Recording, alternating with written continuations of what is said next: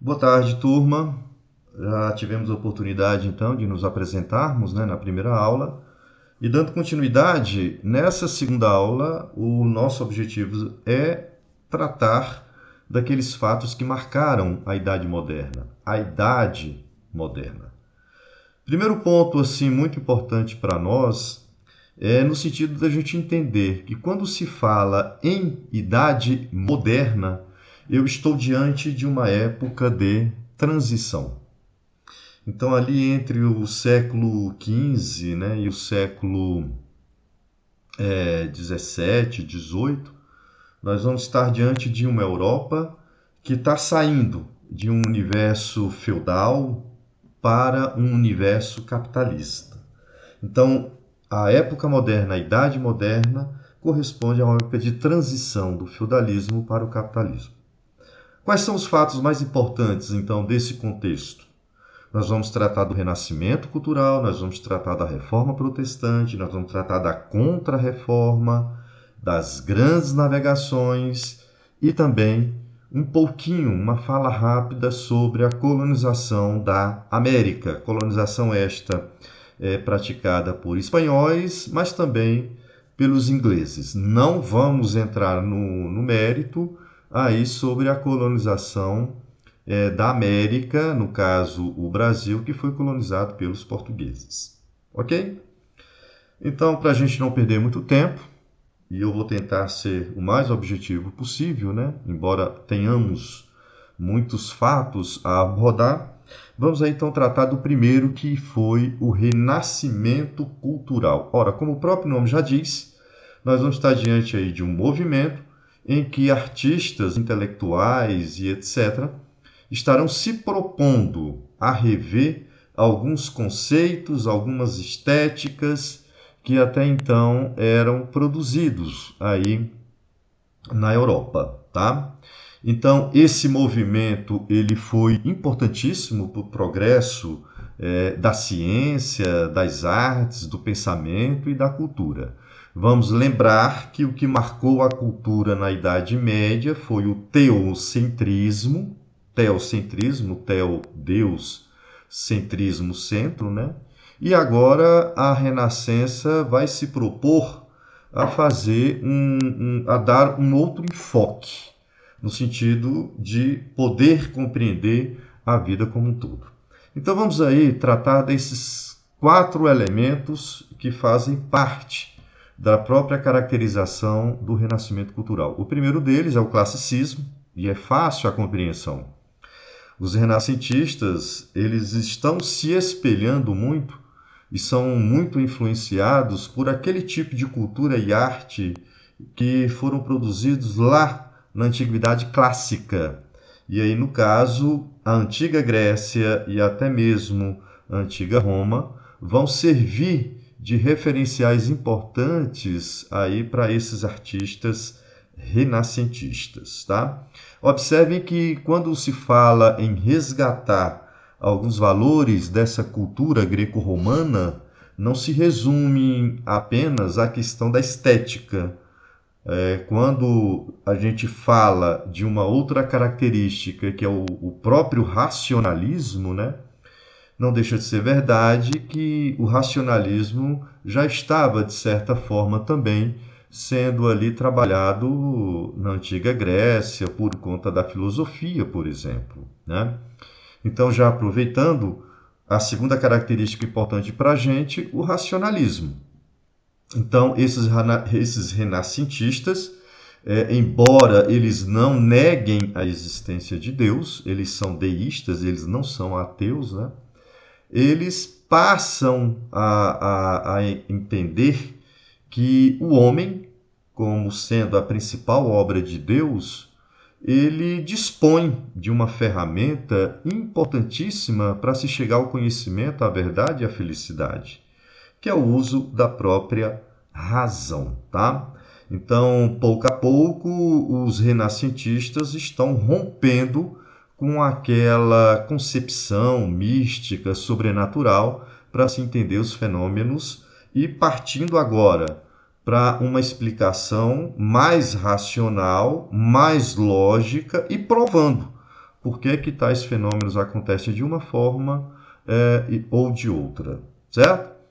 Bom, terceira característica que também está muito associada a uma outra, que é a questão aí do humanismo. Então, observa que a proposta aqui é valorizar aquilo que é talvez mais espetacular do ser humano, que é a sua própria capacidade de inventar, criar e transformar. Então, nesse sentido, temos aí a terceira característica, que é o humanismo. E para concluir, o antropocentrismo, né? Ou seja, enquanto na Idade Média prevalecia aquela ideia de que tudo tinha que existir e você viver em função da vontade de Deus ou de Deus, agora o homem passa a ser aí a peça central das preocupações desses pensadores, desses artistas, no sentido, né, de se entender essa que é a principal obra divina, ou seja, o próprio homem, tá? Então, são 4 características que definem o renascimento cultural. Segundo fato importante, a reforma protestante. Aqui nós já estamos diante de um movimento religioso que buscou romper com aquela unicidade do pensamento cristão, tá? Vamos levar em conta e vamos considerar que a palavra de Deus, o cristianismo, até então, era exclusividade aí, em termos de poder, da Igreja Católica. O movimento protestante, a reforma protestante, vai discordar e vai contestar esse monopólio que era exercido pela Igreja Católica em relação à palavra de Deus e à própria propagação, né, do cristianismo. Então, em alguns momentos, os enfrentamentos entre católicos e protestantes vão acabar gerando, né, um confronto muito mais radical, violento, até mesmo com derramamento de sangue. Quais eram as principais críticas que os protestantes, que são cristãos, estão fazendo em relação à Igreja Católica? Então, eles defendem a tese de que a Igreja Católica era uma instituição corrupta, atolada em pecados, e era uma instituição que estava ali, para alguns, sendo desacreditada, né, naquilo em que ela deveria, pelo menos, se prestar a fazer, que era pregar ou praticar o Evangelho conforme os ensinamentos de Cristo. Então, nós temos algumas coisas, algumas práticas condenáveis, né, que eram recorrentes dentro da Igreja Católica e que vão servir de elementos para que esse movimento protestante, então, surgisse. Havia dentro da Igreja um comércio, digamos aí, vergonhoso, né, marcado de muita corrupção, que gera também uma crise moral, ética, quando a Igreja Católica endossa um certo comércio e que gerava muitos lucros, né? Que era a venda de indulgências e também a prática da simonia, né? Então, eu estou diante aqui de práticas em que a Igreja Católica comercializava, por exemplo, o perdão dos fiéis. Então, para que os fiéis obtivessem o perdão de Deus, a Igreja Católica, que atuava como intermediária, cobrava por esse perdão. E quando eu falo cobrava, cobrava em termos materiais mesmo, tá? A prática da simonia seria o comércio também vergonhoso e imoral de alguns objetos que homens da igreja, sacerdotes da Igreja Católica, diziam ser objetos sagrados, milagrosos, levando muitos fiéis, então, a estarem aí comprando esses objetos e também, como consequência, gerando dinheiro, né? Lucros para a Igreja Católica. Tá? Havia também um distanciamento enorme em termos de prática de vida entre o clero e a população mais pobre, e aí nesse caso observem que aquilo que Jesus Cristo ensinou já não estava sendo colocado em prática por esses homens que detinham poder dentro da igreja. E até mesmo entre o alto e baixo clero, o estilo de vida era muito diferenciado. Então nós vamos ter o alto clero, principalmente aí, desfrutando de luxo, ostentando riqueza, né? Bem na contramão daquilo que se pregou aí, daquilo que Jesus pregou em termos de humildade, de uma vida mais simples, austera e etc. E o terceiro grande elemento que gerava aí esse atrito era o fato de que a Bíblia, né, ou o cristianismo, eram interpretações exclusivas da Igreja Católica. Apenas a Igreja Católica é quem, então, fazia uma leitura e interpretação do Evangelho. Os protestantes estão defendendo que não, que as pessoas possam ter a liberdade de fazer a leitura da Bíblia e também fazer suas devidas interpretações. O principal nome da reforma protestante foi Martinho Lutero, mas aí as igrejas protestantes desse período, as mais importantes foram o luteranismo, o calvinismo, o anglicanismo, tá? E eu trouxe aí para vocês duas características que foram comuns às igrejas protestantes. Diferentemente dos católicos, que defendiam a tese de que a salvação é pelas obras que você pratica em vida, né? E isso, de certa forma, vai alimentar a venda de indulgências e a prática da simonia. Os protestantes defendem a tese que não, que a fé do indivíduo vem, ou a fé, na verdade, é o principal caminho de salvação dos cristãos. E o outro elemento, os protestantes defendem a tese de que a Bíblia ela tem que ser de interpretação livre dos fiéis e não apenas uma instituição exercer o monopólio e o controle absoluto no que diz respeito à interpretação da Bíblia. Ok? Vamos então ao terceiro fato que marcou a Idade Moderna. Então já tratamos do Renascimento, da Reforma Protestante e a Igreja Católica, obviamente, não ficou assistindo de camarote ao crescimento aí dessas igrejas protestantes. A Igreja Católica, então, já tratou de reagir e enquanto muitos achavam que a Igreja Católica fosse ali buscar um caminho mais progressista ou até mesmo de tolerância, não. A Igreja Católica reforçou algumas práticas que ela julgava como intocáveis e em outras situações ela vai até aprofundar nesse caminho mais conservador e radical contra o protestantismo que crescia, tá? Então, como resposta, vai surgir um movimento dentro da Igreja Católica chamado de Contra-Reforma, tá? Estou trazendo aqui para vocês alguns momentos que foram emblemáticos nessa reação da Igreja Católica. O primeiro deles, que foi uma reunião, né?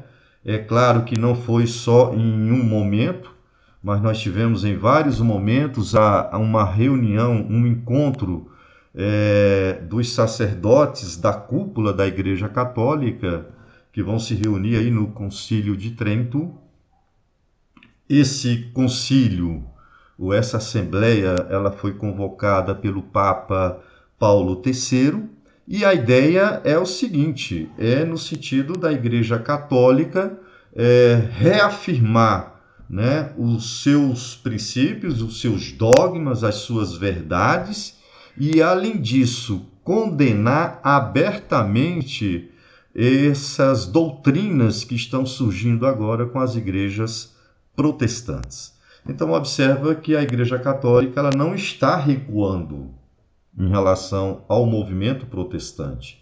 Ela tratou foi de contra-atacar, mas agora numa linha até mais radical, tá? A Igreja Católica ela é constituída de muitas ordens religiosas, como a ordem dos beneditinos, dos franciscanos, e nesse contexto, até como forma de reafirmar os dogmas da Igreja Católica, vai ser criada uma ordem religiosa por Inácio de Loyola, denominada Companhia de Jesus, que, em outras palavras, eles vão ser conhecidos como os soldados de Cristo, né?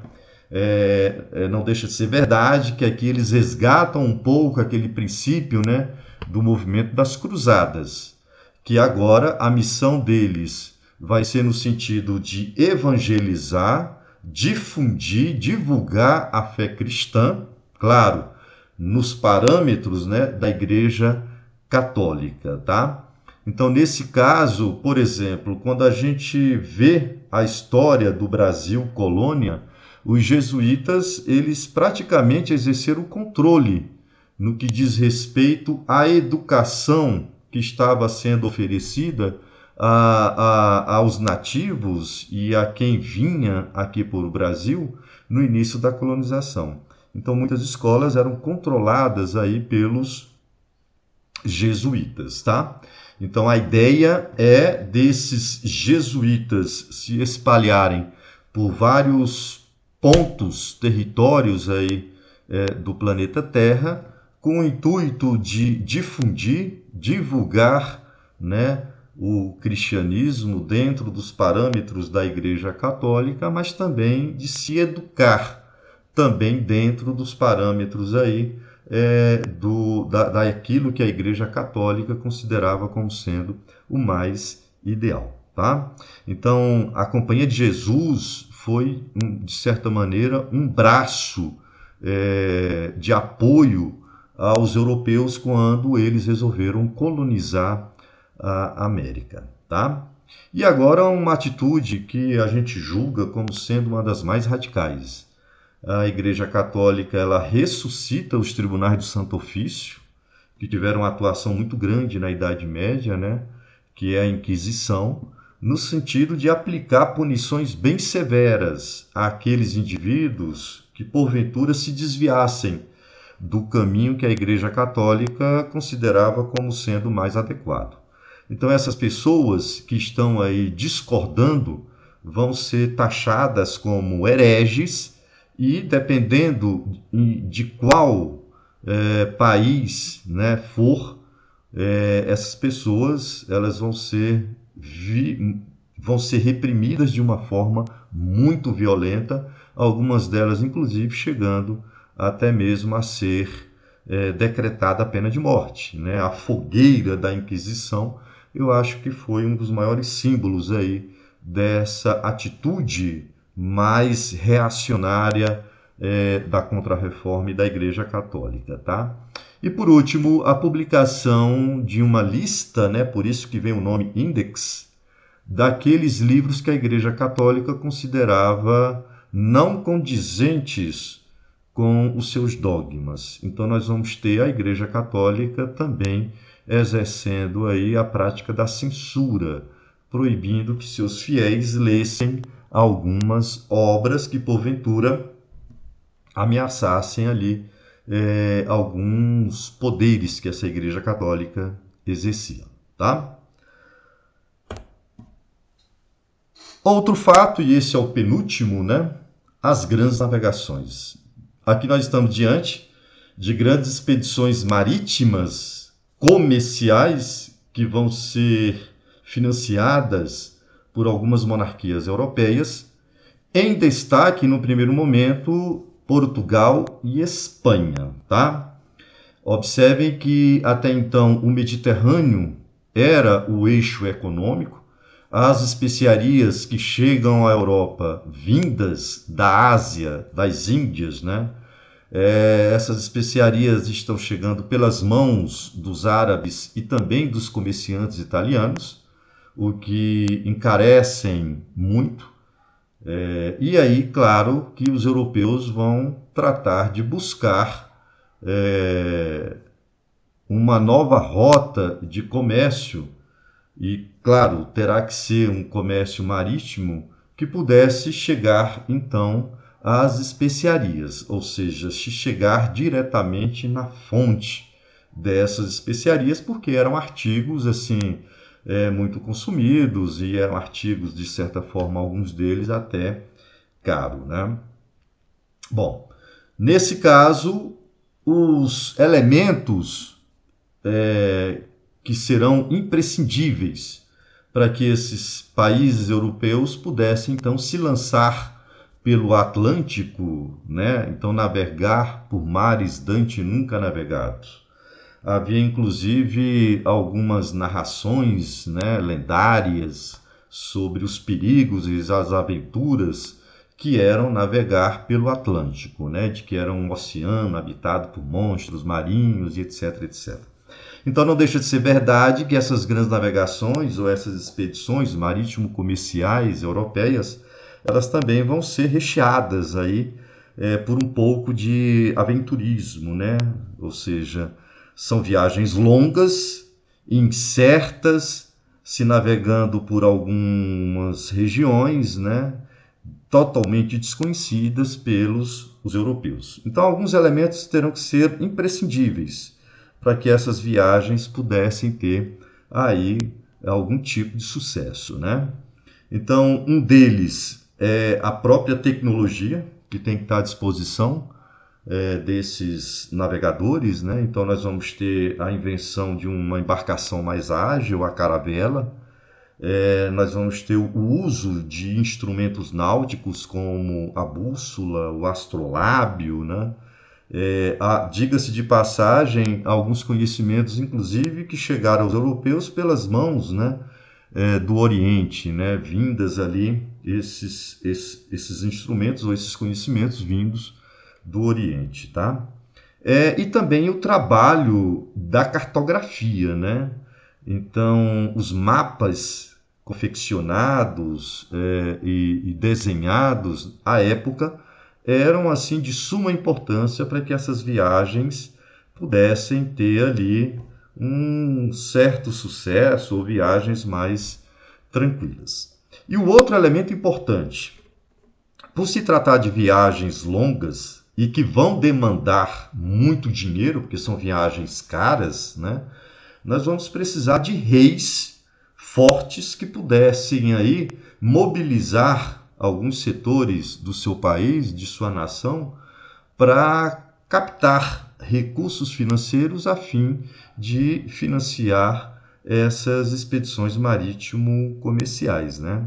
Até porque é claro que esses reis, esses monarcas estão desejosos de que essas viagens tragam muitos lucros financeiros, tá? De certa maneira, alguns países vão ser contemplados com essas riquezas que vão surgir, que virão por conta das grandes navegações, tá? Então, só para reforçar, o Atlântico agora passa a se tornar a principal rota, né, desse comércio marítimo e, como desdobramento das grandes navegações, os europeus vão chegar a um novo continente. Um continente que era desconhecido por eles, mas que já era habitado, inclusive por algumas civilizações que demonstraram até muito espanto quando os europeus conheceram o nível de desenvolvimento dessas civilizações, como foram no caso aí dos astecas e dos incas, tá? Então, como desdobramento, a colonização da América. Nesse sentido, e para finalizar então a minha fala, para não cansá-los muito, né? Como contrapartida dessas grandes navegações, porque é claro que não era apenas se chegar, né, à fonte das especiarias ali do Oriente, nós vamos ter uma outra consequência que foi a chegada dos europeus à América e, é claro, eles vão tratar de tirar alguma vantagem econômica, financeira, vamos colocar entre aspas, descoberta desse novo continente, né? Enquanto os espanhóis tiveram a felicidade de encontrar nas mãos de algumas civilizações metais preciosos como ouro e prata, e aí se aumentou a cobiça em tomar posse de fato dessas terras aqui da América, né? Nem todos os europeus vão ter essa mesma sorte, né? No caso dos portugueses, quando chegaram à América, nessa parte que nós denominamos aí Brasil, né, a descoberta de metais preciosos só foi lá pelo final do século XVII. Então, eles tiveram que pensar numa outra atividade econômica que essa colônia pudesse gerar lucros, né? Então, no caso do Brasil, por exemplo, se adotou a cultura, né, o cultivo da cana-de-açúcar. No caso, os espanhóis, eles vão ser agraciados com a descoberta de metais preciosos, né, que já eram ali explorados por essas civilizações que viviam aqui na América, mas também em alguns outros pontos da América eles vão passar a criar alguma atividade produtiva, né? Até mesmo como aconteceu no Brasil com a cana-de-açúcar. Então foi um sistema aí de certa forma variado, tá? A relação desses europeus com as populações nativas não foram relações assim amistosas. Então, por exemplo, os espanhóis dominaram de certa forma facilmente as populações nativas, embora em menor número. Os espanhóis eles tinham a seu favor armas de fogo, eles vão propagar, seja voluntariamente ou não, algumas doenças desconhecidas pelas populações nativas. Eles vão também até apoiar conflitos que porventura existissem entre grupos que viviam na América, né? Então esses elementos todos vão ser muito usados aí no processo de dominação. Não podemos esquecer que a Igreja Católica, principalmente por intermédio dos jesuítas, vai ajudar nesse processo de colonização, nesse processo de dominação dos europeus sobre as populações nativas. Em relação à América do Norte, vamos citar que essa parte foi colonizada pelos ingleses. Eles adotaram dois sistemas de colonização, as colônias de povoamento, que traz a ideia de que os ingleses estão chegando na América para viver, para constituir família, enquanto uma outra parte, ingleses estão chegando para explorar algo de lucrativo que essa colônia pudesse oferecer. Então, vamos ter as colônias de povoamento e as colônias de exploração. Muitos ingleses que estão chegando à América estão fugindo da Europa por questões religiosas. A Inglaterra viveu um contexto aí de guerras civis e que a religião assumiu um papel de destaque, como foram nas revoluções inglesas do século XVII, mas também vamos ter muitos deles vindo para a América em busca de uma vida que pudesse trazer mais conforto material, riqueza e etc. Tá ok? Bom, turma, esses eram os elementos mais importantes da idade moderna que eu tinha para tratar com vocês. Eu espero sinceramente que eu tenha aí ajudado nessa missão de vocês, que é de se fazer uma boa prova de recuperação, tá? E vai por mim. Pegue essa aulinha, peguem essas informações que eu trouxe, se for necessário, faça o complemento de uma leitura, mas muito direcionado para o que eu trouxe aqui na aula, porque são os atalhos para a prova de recuperação. E vocês, com certeza, vão conseguir ter aí sucesso, tá? E vão fazer uma boa prova. Muito obrigado, valeu e vamos torcer para que em outra ocasião não seja essa como numa prova de recuperação. Certinho? Mas é isso aí. Estou confiante e confio em vocês. Um abração, hein? Tchau.